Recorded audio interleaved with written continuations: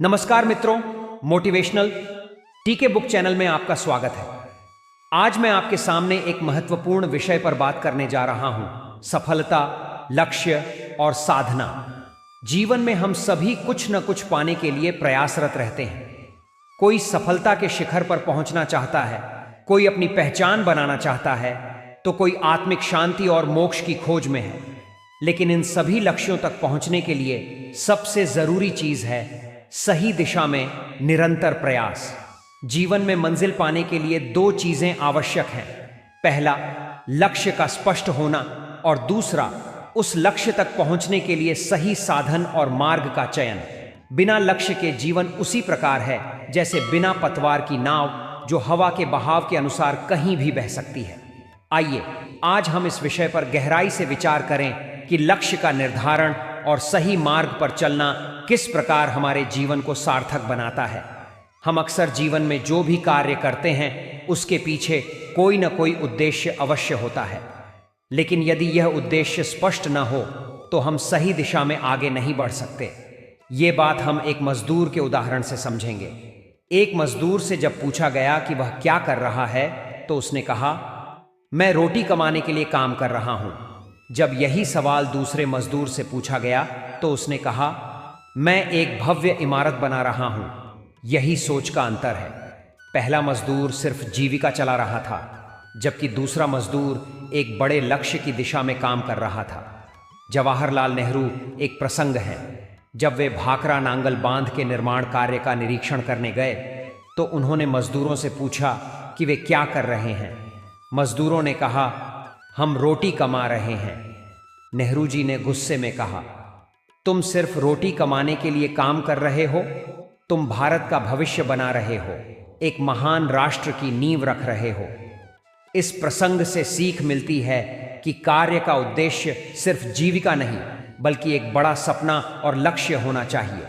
लक्ष्य प्राप्ति के लिए साधना और समर्पण सबसे महत्वपूर्ण भूमिका निभाते हैं। साधना का अर्थ है अनुशासन और लगातार प्रयास। समर्पण का अर्थ है अपने लक्ष्य के प्रति पूर्ण विश्वास और निष्ठा। छत्रपति शिवाजी महाराज ने हिंदवी स्वराज्य की स्थापना के लिए कठिन तपस्या की। सुभाष चंद्र बोस ने आजाद हिंद फौज की स्थापना के लिए अपना पूरा जीवन समर्पित कर दिया।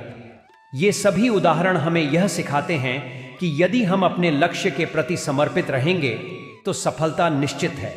एक साधक और एक आम व्यक्ति में अंतर क्या होता है? साधक वही है जो अपने लक्ष्य के प्रति पूरी निष्ठा से समर्पित होता है। एक साधक का हर कदम, हर निर्णय, हर प्रयास लक्ष्य की दिशा में होता है। एक आम व्यक्ति बिना लक्ष्य के जीता है, जबकि साधक अपने हर प्रयास से मंजिल की ओर बढ़ता है। सफलता प्राप्त करने के लिए यह जरूरी है कि हम अपने जीवन को मालिक के भाव जिए।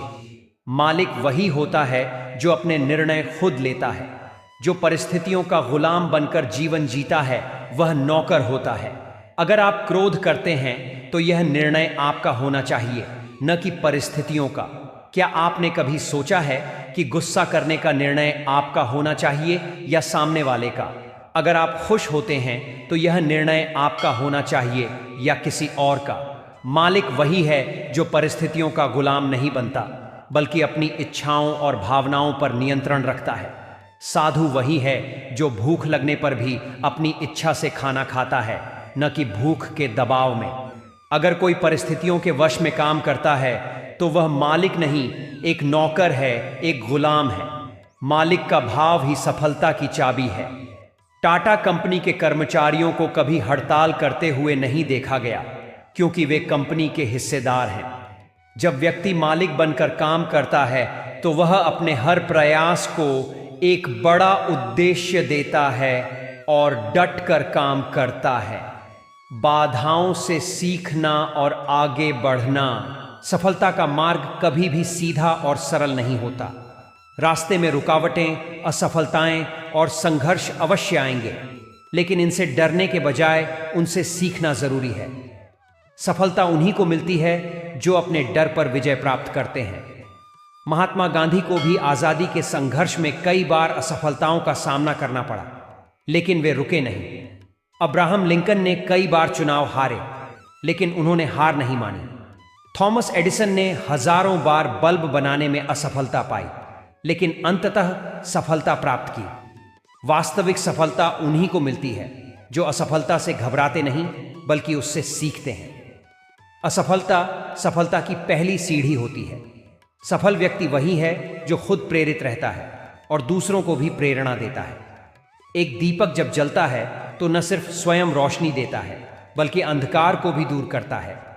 आपकी सफलता न केवल आपको बल्कि आपके आसपास के लोगों को भी प्रोत्साहित करेगी। मधुमक्खी का उदाहरण लें। मधुमक्खी फूल से शहद निकालती है, लेकिन फूल को नुकसान नहीं पहुंचाती।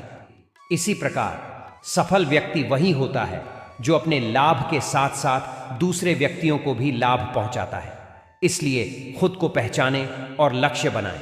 सफलता का मूल मंत्र यह है कि पहले अपने लक्ष्य को स्पष्ट करें। उस लक्ष्य की प्राप्ति के लिए एक ठोस योजना बनाएं। उस योजना पर पूरी निष्ठा से अमल करें। असफलता से घबराएं नहीं, उससे सीखें। सफलता प्राप्त करने के बाद दूसरों के लिए प्रेरणा का स्रोत बने। स्वामी विवेकानंद ने कहा है, उठो, जागो और तब तक मत रुको जब तक लक्ष्य प्राप्त ना हो जाए। आपके जीवन में भी एक स्पष्ट लक्ष्य होना चाहिए। जब आप अपने लक्ष्य को जान लेंगे और उसके प्रति समर्पित हो जाएंगे तो सफलता निश्चित है। गुलामी, नौकर की मानसिकता से मुक्त होकर मालिक का भाव अपनाएं। आज से यह संकल्प लें कि हम अपने जीवन के लक्ष्य को स्पष्ट करेंगे और उसके प्रति पूरी निष्ठा से साधना करेंगे। सफलता उन्हीं को मिलती है जो स्वयं पर विश्वास करते हैं और अपने लक्ष्य के लिए पूरी निष्ठा से समर्पित रहते हैं। आप सभी के जीवन में सफलता और समृद्धि का मार्ग प्रशस्त हो। वीडियो पसंद आया तो लाइक शेयर ज़रूर करें। मोटिवेशनल टीके बुक चैनल का सब्सक्राइब करना ना भूलें। अपना ख्याल रखें। धन्यवाद।